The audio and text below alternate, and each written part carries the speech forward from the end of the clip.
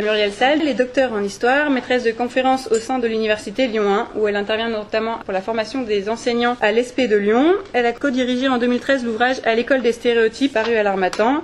Et elle intervient ici au nom de l'ARGEF, qui est l'association de recherche sur le genre en éducation et en formation, qui regroupe des chercheurs interdisciplinaires sur le genre et cherche à mutualiser et à visibiliser leurs travaux.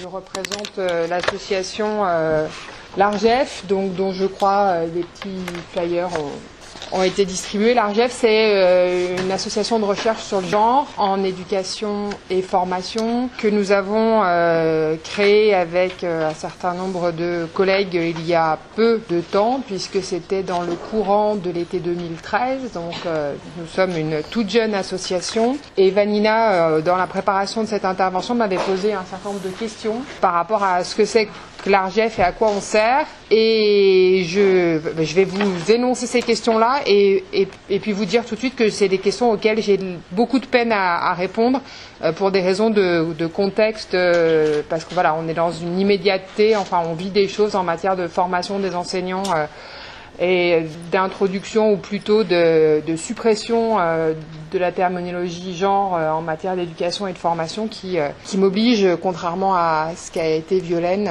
à être un poil rabat-joie, vous voyez. Mais bon.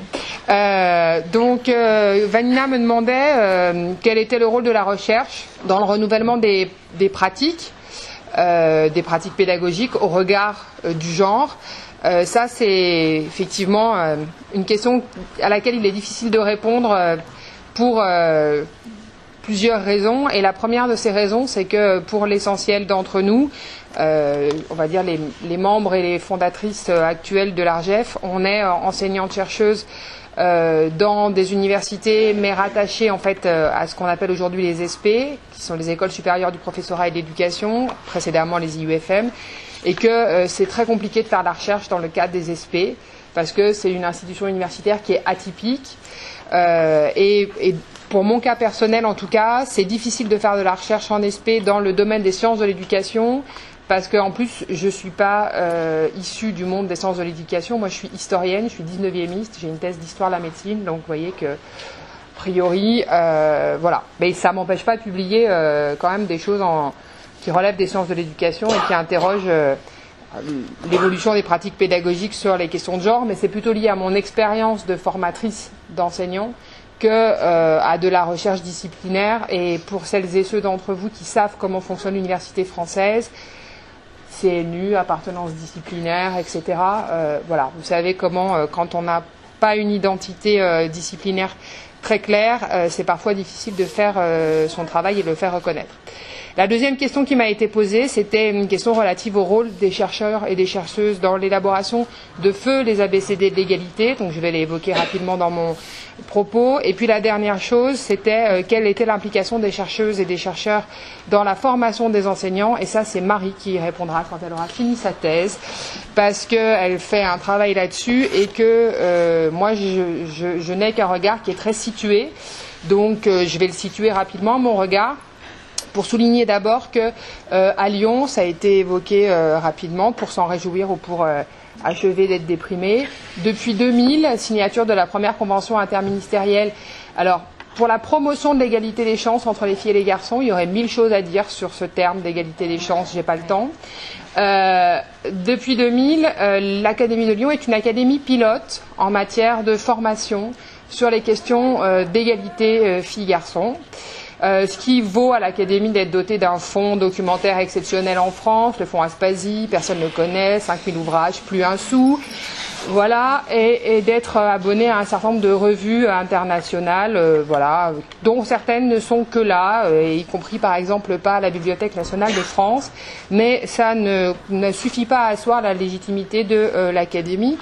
On pouvait espérer, en janvier 2008, au moment où l'IUFM a été intégré à l'université. À Lyon, ça a été l'université Lyon 1 pour des raisons diverses, que ce serait positif parce qu'à l'université Lyon 1 a été la première université de France à se doter d'une charte pour l'égalité entre les femmes et les hommes. Donc on pouvait effectivement penser que des choses fabuleuses se passeraient. Eh bien non. puisque ça c'était 2000, aujourd'hui on est en 2015, et donc aujourd'hui en 2015 on en est à ces outils pour l'égalité entre les filles et les garçons à l'école. Je vous ai mis le lien, vous irez voir, j'en redirai un mot à la fin de mon propos, qu'il nous a donné à certaines d'entre nous. L'ARJEF n'a pas été signataire au titre de l'association, mais moi je suis co-rédactrice de cet appel qui a été publié dans Mediapart, parce que Le Monde nous avait dit ok, mais Charlie Hebdo, et donc là forcément avec notre tribune sur les outils, on était un petit peu légitimement passé au second plan de l'actualité, donc c'est pour ça que ça a été sur Mediapart. Bref, ces outils qui ont été mis en ligne à la rentrée dernière en remplacement de l'ABCD de l'égalité, et qui sont un naufrage idéologique, je crois qu'il faut lâcher le mot, et à de très nombreux égards nécessiterait largement discussion. C'est ce que je vais essayer de faire. Alors moi je voudrais rappeler simplement très vite que l'action de l'ARJEF, ça a été d'abord de tenter, dans la mesure du possible, de faire réseau pour rendre visibles des travaux qui sont extrêmement anciens pour certains. Je ne remonte pas aux années 70, j'aurais pu le faire, mais disons les travaux fondateurs, Marie Durubella, Christian Baudelot, Roger Establet. Depuis les années 90, il y a des travaux en sociologie d'éducation. Ces travaux restent assez peu connus. Donc la première fonction de l'ARJEF, c'était d'abord ça, souligner qu'il y avait des travaux anciens, nombreux, sérieux, et que quand on disait que l'école participe activement à la perpétuation des inégalités femmes-hommes, parce que ça s'apprend à l'école, les inégalités filles-garçons, eh ben on n'est pas juste un uluberlu tombé du ciel, voilà, mais qu'on a un certain nombre de références scientifiques à apporter à l'appui de cette affirmation. Donc ça, je crois que c'est important parce que Violaine l'a dit. Il se trouve qu'avec Violaine, on a eu l'occasion de co-animer des formations. Même quand on arrive avec des références scientifiques sérieuses, des chiffres, le doute existe. Donc rendre visible et revendiquer toujours la dimension scientifique des éléments qu'on avance, c'est évidemment indispensable. La deuxième chose que l'ARJEF a eu à cœur de faire, c'est de jouer les cailloux dans les chaussures, c'est-à-dire de régulièrement rappeler que l'engagement gouvernemental en matière d'égalité filles-garçons à l'école est un engagement ancien. Ça c'est mon côté historienne, donc on peut remonter à la loi Habit de 75 qui consacre une mixité qui existait précédemment, ça a déjà été dit, mais souligner aussi que précocement tout de même, cette mixité qu'aujourd'hui on constate toutes et tous qu'elle est largement impensée, cette mixité scolaire, elle s'est vue assigner une finalité en termes d'égalité des chances en 1982. Donc ça fait quand même suffisamment longtemps pour qu'on puisse espérer que, tu disais gravir les échelons de l'échelle, qu'on puisse booster un peu la grimpette là, parce que au rythme où vont les choses, on risque de pas y... Bref.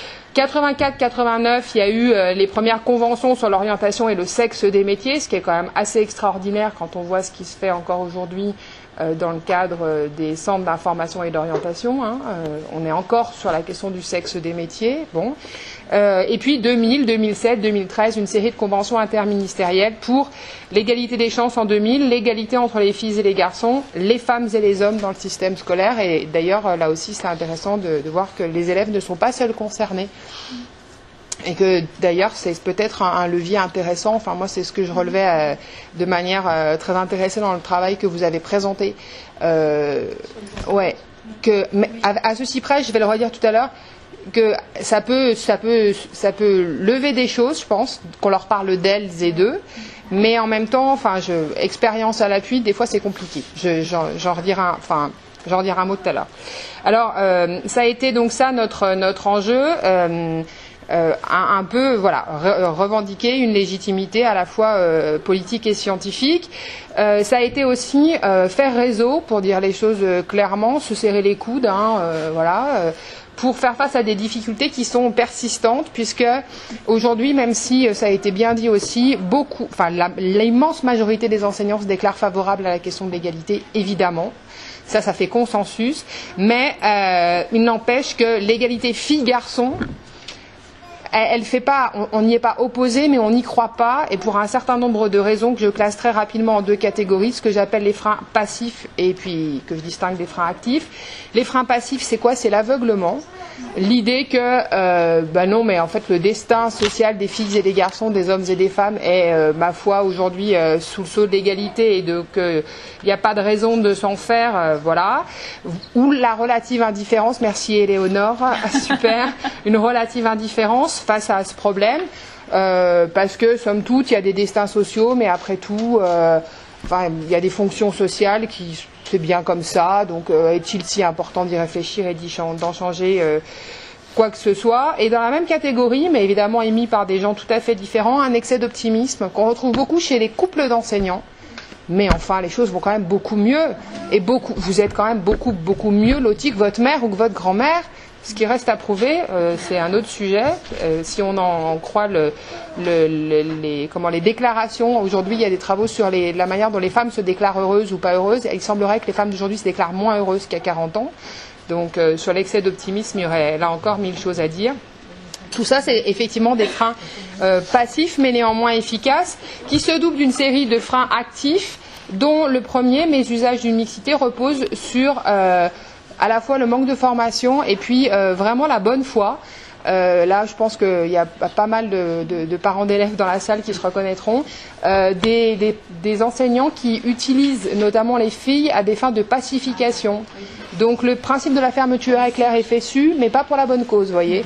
Donc au milieu des garçons un peu trop toniques, on met des filles qui ont des vertus, c'est bien connu, apaisantes, voilà, quelques grammes de finesse dans un monde de brut. Et puis aussi, donc ça c'est une mixité qui n'est pas pensée parce que on en fait un usage à la petite semaine ou de court terme et on ne réfléchit pas à ce que ça produit sur le moyen ou sur le long terme, ni sur le fait que tout simplement cette mixité elle réactive de manière permanente les stéréotypes. Hein. Donc mixité et égalité, ça rime pas évidemment. Et puis dans ces freins actifs, le dernier c'est l'idéologie de la neutralité. Les élèves n'ont pas de sexe. C'est assez courant et une idéologie de la neutralité républicaine, hein, alors là vraiment compréhensible, c'est pas à Bérengère Colli que je vais apprendre la philosophie politique, mais avec cette idée que les élèves c'est comme les citoyens, hein, évidemment sans appartenance ni de sexe, ni de race, ni de classe, et du coup là on passe pour des empêcheurs de faire son travail de républicain en rond, quoi, quand on arrive pour faire de la formation sur ces questions-là. Ces difficultés persistantes, elles nous ont donné de l'énergie à l'ARJEF quand elles ont été renouvelées au moment des ABCD de l'égalité, les ABCD de l'égalité dans lesquels, je le dis publiquement, les chercheurs et les chercheuses de l'ARJEF n'ont jamais été mobilisés à titre d'association de recherche. Pour certaines d'entre nous, on a été mobilisés à titre individuel parce qu'on commence à être un peu connus dans nos académies respectives. Ça a été mon cas. Moi, j'ai participé à la formation des cadres, bref, de l'enseignement primaire dans l'académie de Lyon, avec les résultats qu'on sait. Voilà. Cela dit, les ABCD de l'égalité, qui auraient pu n'être qu'un coup d'épée dans l'eau, ont été une grosse catastrophe, puisque non seulement il n'y a pas eu de poursuite de l'ABCD de l'égalité, mais même, je mets là sur ma diapo, Benoît Hamon s'était déclaré gêné en mai 2014 par ces ABCD de l'égalité. Et pour finir, dans un contexte un peu particulier qu'il faut que je brosse en 3 mots, on a finalement laissé tomber les choses. Le contexte particulier, c'est la montée en mayonnaise d'une opposition à la théorie du genre. Donc je crois qu'il ne faut pas s'exonérer de réfléchir sur ce dont elle est le signe. Alors, le terme de théorie du genre existe anciennement. Si ça vous intéresse, il y a un article assez fantastique d'Odile Philo qui vient de paraître dans la dernière livraison de French Contemporary Civilization. Voilà, je vous donnerai les références précises. C'est l'origine théologique, c'est la fin des années 90 et c'est le pontificat de Jean-Paul II. Je ferme la parenthèse. L'arrivée de la théorie du genre sur la scène médiatique, c'est principalement l'hostilité dès septembre 2010 à un nouveau programme de SVT, qui visait à faire réfléchir les élèves sur féminin et masculin pour, je cite, envisager la dualité féminin-masculin sous l'angle de son ontogenèse, aussi bien que pour permettre une approche biologique des questions de sexualité, ce qui à l'époque avait suscité la mobilisation d'un certain nombre de députés de la droite conservatrice, alors même que si on prend le temps de lire de très près le premier paragraphe là, dualité masculin-féminin, la bicatégorisation n'est pas mise en question, hein, on n'est pas du tout dans une perspective de genre. La question de l'ontogenèse et de l'approche biologique des questions de sexualité, on a bien l'idée de la naturalisation des différences, donc grosso modo il n'y avait quand même pas de quoi s'affoler, ou alors certainement pas du côté de l'hémicycle, du côté duquel ça s'est affolé.